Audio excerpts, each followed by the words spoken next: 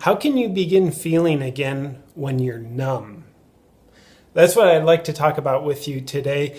And a sub question that we want to consider when we're diving into the idea of how can I begin feeling again when I've been numb? Sub question is, what is numbness and how do we get there? Why are we there? So just very briefly on that so we can better understand how to begin unnumbing ourselves. My experience is numbness is actually the highest level of pain. So a lot of us would be able to actually identify with being numb, where we say, yeah, I'm kind of always flatlined. Not really ever really happy, not really ever sad. I'm just always flatlined.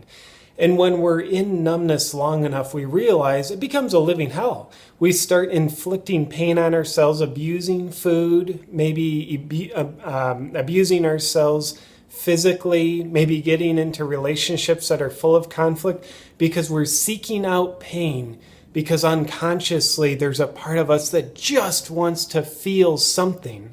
Because being numb is itself very paradoxically painful. Even though we don't feel what we are actually feeling, that in and of itself is the pain. It's incredibly unnerving to be numb for longer than a shorter period of time. That makes sense. Longer than a shorter period of time. I think my brain's numb right now. A quick example, if you've ever been asleep, it's a fun question, JP. If you've ever been asleep, I'm guessing you can identify that.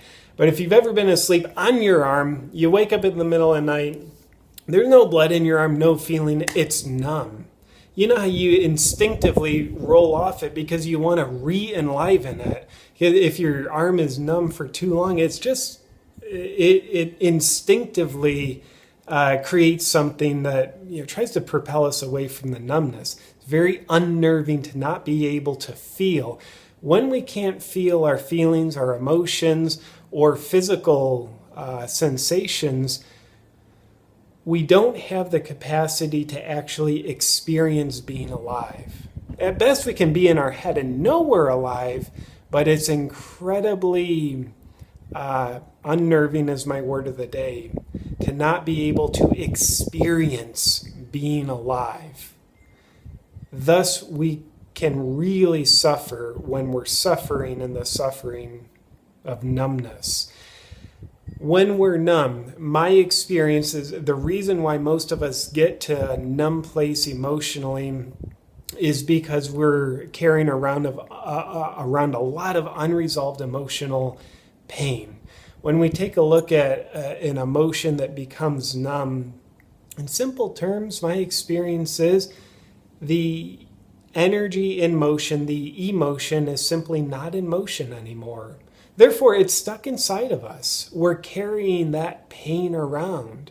We don't feel it, but it's stuck inside of us, just like we're getting emotionally constipated. Similar, like if food, we're constipated in our intestinal tract. Food's in us, the poop's in us, and that's the problem. It's not moving through us.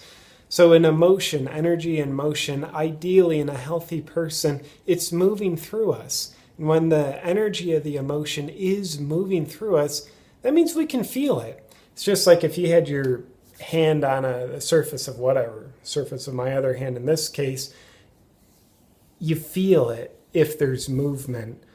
But if you stick your hand there, it becomes the metaphor constipated emotion.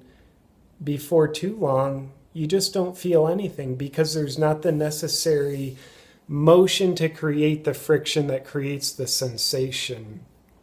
So in other words, when we're numb, we have a lot of energy inside of us that is just simply stuck. So I believe that feeling is the evidence of healing. And if that's true, that would explain at least one of the reasons why we want to help ourselves out of numbness when we are in fact numb. Because we can't heal as long as we're stuck in a place of numbness. And the proposition of feeling as the evidence of healing that sounds like a great challenge, because by definition, when we're numb, we're not feeling anything. Therefore, how can we heal anything? So that's why I'd like to drop what is for me a very important technique, if you will, on helping you unnumb yourself, which is really bringing yourself back to life and healing yourself emotionally. So the insight I'd like to share with you is pay attention to your dreams at night. Especially the feelings that are in the dreams at night. Just to differentiate, I'm not talking about interpreting the kind of the literal movie that plays out during your dreams at night. You know, you're running through the forest, being chased by a polar bear. You look down and all of a sudden you realize you have no pants on. And then you see someone you went to school with in the second grade. Interpreting that's not what I'm talking about here. I've done another video on that, interpreting the meaning of dreams. I'll link that video below. You can check that out, but that's a whole other topic. Here I'm talking about paying attention to the feelings that come up in your dreams. Dreams, in my opinion, my delusional, redheaded, blue-eyed opinion, are simply our unconscious communicating with our conscious mind. When we're numb, that means our emotions and a lot of our beliefs actually are stuffed into our unconscious. Hence, we don't have a conscious experience of them. So we would say consciously, I'm numb to them. Well, those sorts of things that we forget about, go numb to, they find us in our dreams. So I would invite you to pay close feeling-oriented attention to the feelings, emotions, sensations that are provoked in your dreams, whether you're running through a flower full of daisies, whatever, I mean, you probably know, or you're being chased by a bear, or chased by a murderer, or you're holding a baby. Pay attention to the feelings.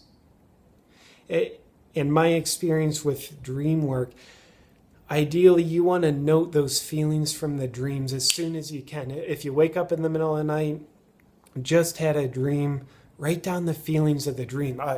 Fear, anxiety, panic. Write those down right in the middle of the night. Chances are you'll forget them by the time you wake up in the morning. So in your waking hours, you get to go back and revisit that moment in the dream when you had whatever the emotions are. Sit in it and feel that experience from the dream.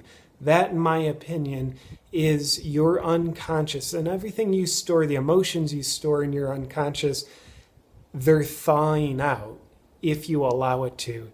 And I believe paying attention to the wisdom of your dreams is a very powerful, very effective, and sometimes the only way to begin finding a source of heat to thaw out the numbness that we might otherwise be stuck in. Real quick, an example, last night I had a dream. I was in a barn, there were a lot of snakes in there, big rattlesnake. I was scared. And then there was a kangaroo in there. But I got the heck out of the barn, a lot of fear, a lot of panic. Then once I'm out of the barn, I felt this sense of guilt that I left the kangaroo in there. It sounds crazy, but again, we're not interpreting that crap. We're just paying attention to the feelings. Why'd I call it crap? That's an interesting question. I'll sit with that. So I got the kangaroo out of the barn. I felt relieved. Then the kangaroo stole my backpack. And I felt like a sense of grief and loss.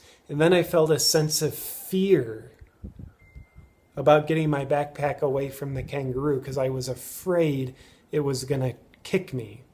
So anyway, intense fear associated with the snakes, panic and anxiety even, followed by relief getting out of the barn, followed by a sense of guilt, grief that I left the kangaroo in there, then followed by another sense of fear.